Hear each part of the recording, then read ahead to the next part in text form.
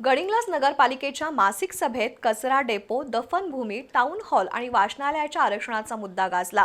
वडरगे रोडवरील प्रस्तावित कचरा डेपो हलवण्यासाठी प्रयत्न करण्याची ग्वाही उपनगराध्यक्ष महेश सलवादे यांनी दिली।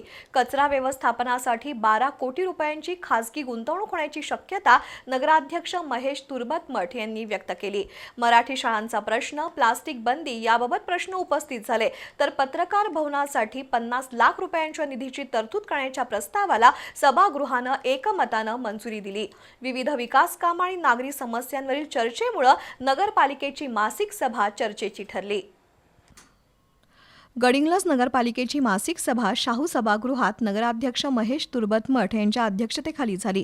सभेत कचरा डेपो, दफनभूमी, टाउन हॉल, वाचनालय आरक्षण, इंग्रजी शाळा, प्लास्टिक बंदी आणि पत्रकार भवनासाठी निधी या विषयांवर सविस्तर चर्चा झाली। कचरा डेपो, दफनभूमी, टाउन हॉल आणि वाचनालयाची आरक्षणं एकाच ठिकाणी पडल्यानं अल्पभूधारक शेतकऱ्यांवर अन्याय होत असल्याचा मुद्दा नगरसेवक अमर मांगले आणि स्वाती कोरी यांनी उपस्थित केला। प्रस्तावित कचरा डेपो हलवण्यासाठी वैद्यकीय मंत्री हसन मुश्रीफ यांच्या सहकार्यातून प्रयत्न करण्यात येतील असं उपनगराध्यक्ष महेश सलवादे यांनी सांगितलं। त्यासाठी सर्वसमावेशक समिती स्थापन करण्याची सूचना रामगोंडा पाटील यांनी केली। तर कचऱ्यापासून कोळसा निर्मिती करणाऱ्या गुंतवणूकदारांशी चर्चा सुरू असल्याची माहिती नगराध्यक्ष महेश तुर्बतमठ यांनी दिली। संबंधित कंपनी 12 कोटी रुपयांची गुंतवणूक करण्यास तयार असून त्यामध्ये नगरपालिकेची कोणतीही आर्थिक गुंतवणूक नसल्याचं त्यांनी स्पष्ट केलं।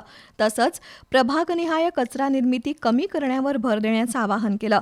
नगरपालिकेत प्लास्टिक बंदीची कठोर अंमलबजावणी व्हावी, तसंच नियम मोडणाऱ्या नगरसेवकांवरही प्रथम कारवाई व्हावी अशी मागणी नरेंद्र भद्रापुरे यांनी केली।